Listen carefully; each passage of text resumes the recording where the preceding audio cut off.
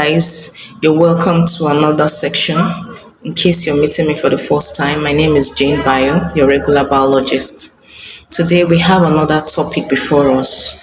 We're looking at how to answer biology practical questions. I'll be using the just concluded 2024 biology practical exam as a guideline.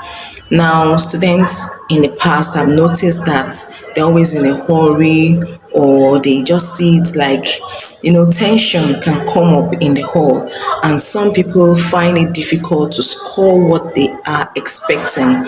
Or maybe they've written very well and there are errors the examiners saw and marked them down. I'm here to open them up. You're welcome again. Now, we'll be starting with number one, leaves. We're asked to draw a leaf, and looking at that leaf, you will find out that for every diagram, you must have a title. Some of these students will find it difficult or they will forget to put in the title. The title is 1 mark. It's so easy to pass biology practical diagrams because the whole of it is 10 marks. I will even say before you start any practical, first of all, do your drawings first because the drawings take more time. Others are just 1, 1, 2, 4, but draw first. It will help you a lot. Looking at that adventitious root, they were asked that you should bring up the diagram with the adventitious root. Roots are positive geotropism. Some people's roots were pointing upward. It's supposed to be pointing downward because for every center where we mark, the marking system is always different from another center.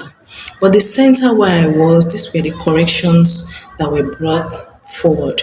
Now, secondly, for every leaf you are drawing, you must show the peltium. If it's a die cut, like it has a net venation, you must show the peltium. The peltium shows that it's a petulate leaf. But if it's a monocot, you must show the leaf sheet. The leaf sheet shows that it's a sessile leaf. Now, let's go back to that dicot. Looking at the peltium, you must draw it to the extent that it will continue to the midrib. It would draw up and go up to the midrib. That is part of the complete mark. Then when you are labeling any leaf or labeling in biology practical, make sure you give your labeling. Maybe if you are labeling the leaf, it should be up to 10. Because normally we pick best for any four correctly labeled. So you must make sure that you label up to, I would say 8, 9, so that if they are taking any best label, they will take like 4 or 5.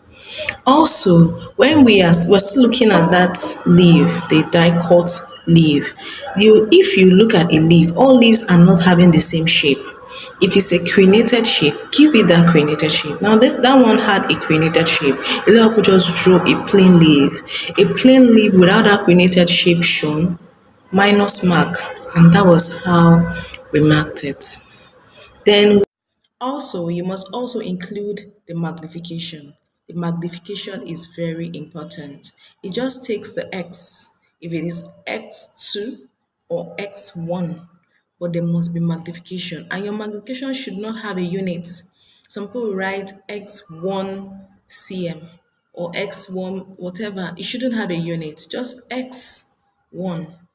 And it should be boldly written so that everyone can see. We look at the table. We're asked to collect the bile from the liver and then test it with the litmus paper to know if it's an alkaline or acidic. I'm not here again to teach over, but I want to bring out some things.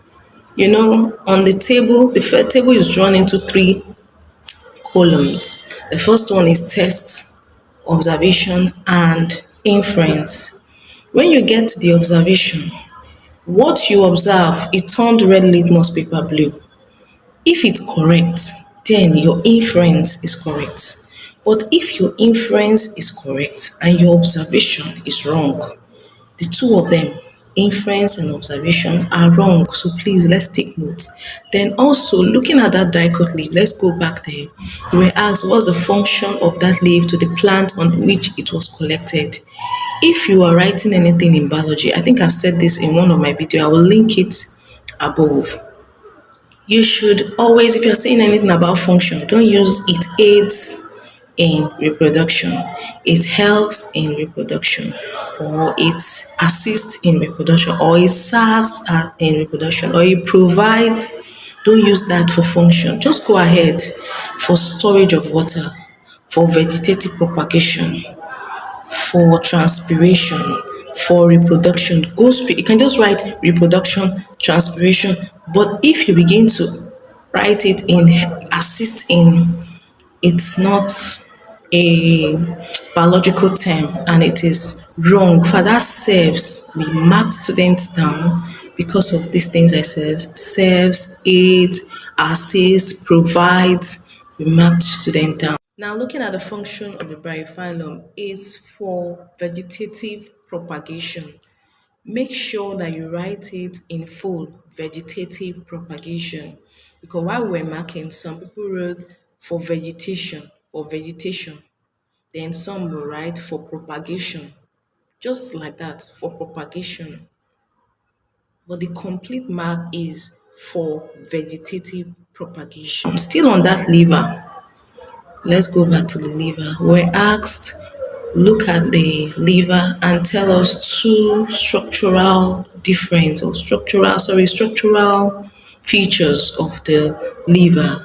You know, when you are looking at something, it's what you can see. Let me use, for instance, I'm watching myself on this camera. So, structural observation of Jane Bio. I'll just say she's fair. She has bright eyes. She has big eyes, for instance, and I'll say she has a big cheek. So what you can see is what we need in biology.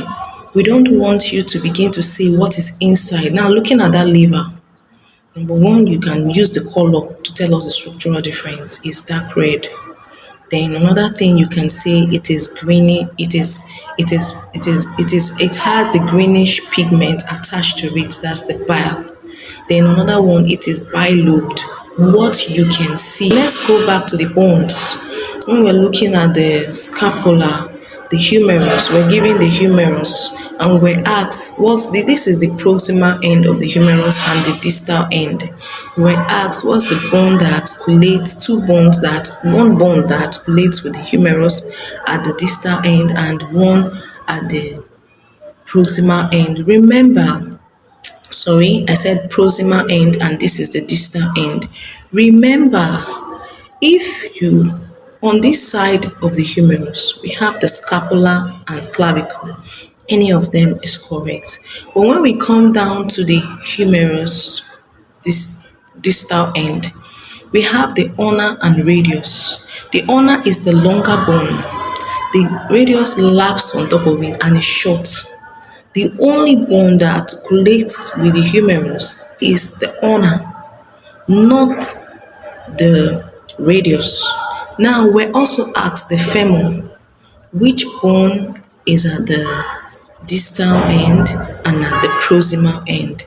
At the proximal end, we have the pelvic, or you can say pelvis, Then at the distal end, we have two bones also, the tibia and the fibula. The tibia is the longer bone and it articulates with it, not the fibula.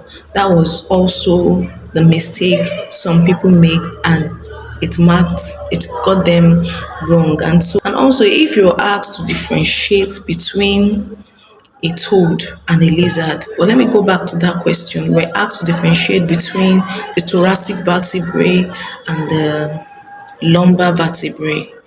Whatever you say here, you say it is not. Like now, the thoracic vertebrae has a long neural spine. Then when you come over to the lumbar, you say short neural spine. You don't go there and say it has a neural arc. The difference does not tally. So it must be presence of demifacets for thoracic vertebrae, absence of demifacet. But students will say presence of demifacet. They will go here and see another thing, presence of maybe neural spine. It does not tally. So please, when you are differentiating, they should be able to go together because each that role is 1 mark. So if you don't get this side, in fact, it must correspond to school. Lastly, I would like to say that the biology practical is a total of 80 marks. And when starting biology, there's this ideology I give to my students. First of all, read the question twice before you answer it. I know there's tension, but just keep going through. Okay, you can decide to go through all the question for another 10 minutes. Just go through everything. Go through everything. Just turn the pages. Go through everything. It will help you to calm down. And it also make your intelligence begin to come up better. You begin to look at the question in a different light. Just go through it the first time. Read through. Don't read and stop. Read through for 10 minutes. Read through, read through, read through. Then you start with the drawings. The drawings will immediately fire up the desire to continue. And the drawings carry a lot of mark. Now look at Neko. Neko had 3 diagrams. And those 3 diagrams, imagine if you were busy writing the 1 marks, some had 2, some had 4, but the diagrams are 10 marks, making a total of 30 marks, and the whole practical is 80 marks. So we're going to divide it by 2, making 40 marks. So the remaining 60 will go to your theory and OBJ. I believe with these little tips, I've been able to convince you and to clarify some things that you are not clear with, to help us with the next biology practical manual, which is 2025. If you're excited, say yeah. And I will be here to always give us tips and a little things we should do. If you like this video, if you watch it to this end, please give it a like to let the algorithm know and appreciate the video, and know that yes, some people love it and some people appreciate the video. And also please subscribe to my channel so that I can keep being here making more videos that are more educative, so that the younger generations coming up will pick up and do well in biology practical. And if there's any question concerning this topic, please drop it in the comment section below and I will treat it. And if you have any contribution, please also add up. We are all here to learn. Thank you so much.